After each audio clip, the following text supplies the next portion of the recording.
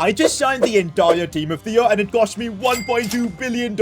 You'd think the team of the year would have a manager like Zidane or Pep Guardiola, but nope, the manager is me. I'm gonna manage the world's best 11 and my goal is to dominate football and win the Champions League. And to achieve our goal, I've created a brand new club called Team of the Year FC, put them in the Champions League, and I've assembled the world's best 11. Now, if you think this challenge is gonna be easy, think again. The amount of egos we've got in our squad is not gonna be easy to handle. What formation do we use to keep everyone happy? Who's gonna be captain? Who's taking free kicks? Penalties? There's a lot of unrest that can be caused, and you guys know football's a team sport. If we can't get everyone on the same page, we're not going anywhere. So our first task as manager is deciding how do we want to play. And after thinking a lot, I think the false 9 formation really works. But that does mean Kylian Mbappe is gonna have to sacrifice a little bit and play down the left. And Jude Bellingham, he's the youngest in this team, so we're gonna have to put him at CDM. But at least everyone else is playing in their preferred position. Another big issue with this team is that the team of the year consists of only 11 players. And that's why we've got a bunch of NPCs on the bench. Is the team of the year alone good enough to win the Champions League without any help from the bench or the reserves? Let's see. It's now time to begin our quest towards winning the Champions League with this team of the year only squad. For the first game, I've kept Virgil van Dijk as our captain, but I've not decided who should be the permanent captain of this side. But look at the all-star 11 we're bringing out. Oh my god, $1.2 billion worth of players here. It was now time to play our first Champions League game, and instantly we saw how good this side was. Mbappe looking for Leo Messi, already through on goal. Leo Messi. Messi could be the one to score the first goal. Messi with the cheeky chip. That is brilliant. This team is so good. The Mbappe-Messi duo, we know they love playing with each other at PSG, and that's helping us out here really well. Soon after scoring that first goal, I quickly realized the weaknesses of this team. The fact that we've got 3 players up top that just don't want to defend. We just don't have numbers behind defending, man, and that's really bad, but we've got a great keeper. Also, we saw a bit of the ego problems I was talking about. Oh, Mbappe and Benzema don't seem to be in the same wavelength, man. They're getting annoyed at each other. But even with all the ego issues, you simply can't beat raw talent. Look at what Mbappe does. Oh, Mbappe gets super lucky there and takes advantage of it. That's what Mbappe does. Give him half a chance and he is going to score. Even having the world's best 11 is not going to guarantee you that you're not going to concede. Oh my god, that is such a silly goal to concede. The game comes to an end. We do end up winning our first game with the world's best 11, but it wasn't convincing. As good as these players are individually at their respective clubs, as a team, I don't know if it was working. We were getting defensively overrun because these 3 weren't helping us out. Plus, for some reason, Benzema was just feeling like out of place. Anyways, I have decided who's going to be our captain, and I think it's best to make it Messi. Everybody in this team respects Messi for what he's done, and if we're playing in a team like this, we need to have a hierarchy, and I think keeping Messi at the top works. It was now time for our next game against Napoli, and this was going to be a lot harder. Here goes Messi, the leader of this team now. Leo Messi 1v1. He ain't gonna miss. Of course he doesn't. Messi puts us into the lead. That's why I made him captain. Him as a leader, everybody's gonna appreciate that. Now that Messi has scored, of course, Kylian Mbappe wants to join the party, and he gets a goal for himself as well. Kylian Mbappe doubles up our lead. But once again, the flaws of this team come alive, and it's just our defending. We've got just 7 players defending at the back. Once again, defensively, we've got nobody at the back, man. This is so bad, and they end up scoring. And so once again, even though the performance wasn't convincing, we pick up a win. Here goes Kevin De Bruyne. Looking for Benzema.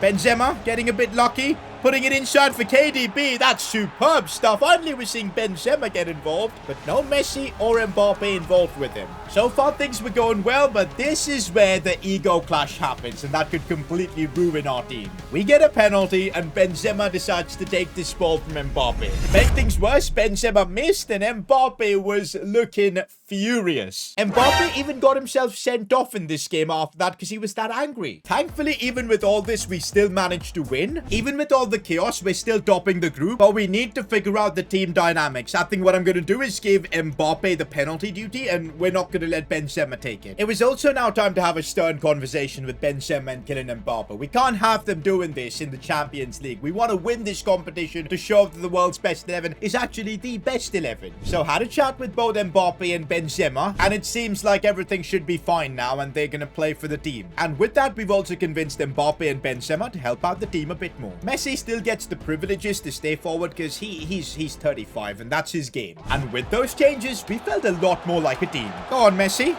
Go on, Leo Messi. Doesn't have support. He might have to go all on his own, but he's Leo Messi. Of course he's going to do it. We have a penalty. And after all the discussions we've made, it's going to be Kylian Mbappe to take it. Kylian Mbappe does not disappoint, and that's why he is our penalty taker, and he's going towards Benzema to celebrate. Benzema, De Bruyne, Messi now. Leo Messi. Simple goal for Messi. Messi's been unreal for us. And with that, at the end of the group stages, we do end up topping the group, but this team still has a lot of room for improvement. But at least our squad isn't fighting amongst themselves now, and we've got designated roles for everyone. But just as we were heading into January gearing up for the knockouts, 2 of our players were out injured for the rest of the season. First up, Virgil van Dijk, ACL injury, out for the next 5 months. His season's over. Same for Luka Modric, who's out with a lateral collateral ligament injury, out for the next 5 months too. The team of the year has just gone down to 9 players now. We can't have a 64 rated midfielder and a 61 rated random NPC playing instead. We ain't gonna survive the Champions League with that. We've got to find a solution. Over 65% of you guys watching my content haven't subscribed. I'd really appreciate if you do subscribe because we're pushing for 700k subscribers. To cope with these injuries, we'll allow ourselves to sign a couple of players, but they need to be players that deserve to be in the team of the year. And so we made the signing of Valverde to replace Luka Modric for us. Valverde, in my opinion, deserved to be in the team of the year too. For the centre-back position, we've got to make a choice. Do we go for Guardiola, who had a really good World Cup, or do we go for a World Cup winner in Nicolas Otamendi? To be fair, I'd rather use Guardiola, but if I'm being real, Otamendi deserves to be in the team of the year. I'm sure Messi will be happy with this signing. And now we got no excuses. We need to win the Champions League. And we start the knockout rounds by facing Bayer Leverkusen. Goes Leo Messi. Still Leo Messi, releasing it for Benzema, and that's the first goal of the game. Come on. Go on, Messi. Go on, Messi. A quick early goal would be really nice, and that's what Leo Messi does. On we go to the quarterfinals. This was probably the first time we saw how good the team of the year was. We destroyed Leverkusen 8-1, but quarterfinals were up against Bayern Munich. Before this game, I quickly realized that there's something we can do, and that's putting Fede Valverde at CDM and Bellingham further forward. It works better for the team. This is the biggest challenge the team of the year has had yet. Let's see what they do against Bayern. Leroy Sané taking a free kick from the edge of the box. This is bad, and they've scored. No, Bayern have taken the lead against the world's best 11. But we've got a chance to respond with a penalty. There's no fights this time. It's going to be Kylian Mbappe to take it. Mbappe, is he going to miss his pen? No, he's actually missed it. And no, we've bottled it. With that missed penalty, the team of the year could get kicked out of the Champions League. With Mbappe missing that penalty, I'm considering changing the penalty taker. But you know what? Let's give Mbappe another chance. Mbappe now has a chip on his shoulder. He needs to deliver in this game. Mbappe looking to get revenge. He needs to score. And Kylian Mbappe, there's of course him making amends for that missed penalty. Let's go. I thought we were going to get all the momentum in this game, but Bayern are relentless.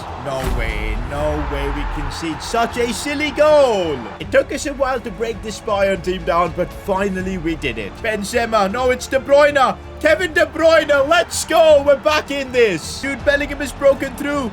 Massive chance.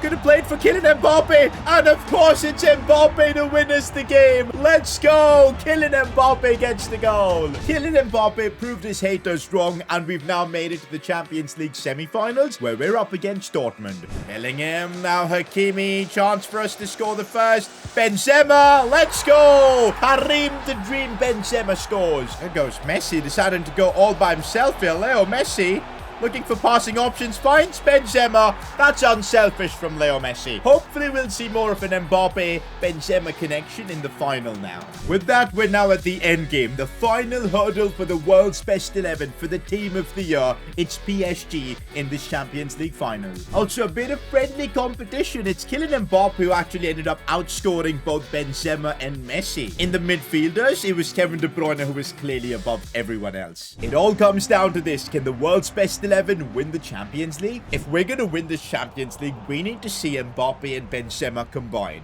Mbappe, oh, releasing it to Benzema. That is new. Benzema back for Mbappe, and now for Leo Messi. That is the trio finally combining. It took until the Champions League final to see that. But let's go, we take the lead. Benzema once again utilizing the pace of Kylian Mbappe. So good. And now Mbappe firing in for Leo Messi. Bro, we've unlocked the team. And it took us all the way until the Champions League final. But this attack is so good. Messi now seeing Jude Bellingham. Bellingham's going to square it for Benzema. It's done. We're winning the Champions League with the world's best 11. And so it's done. I've managed the world's best 11, the team of the year, and got them to win the Champions League. If you enjoyed this video, click somewhere here to watch more.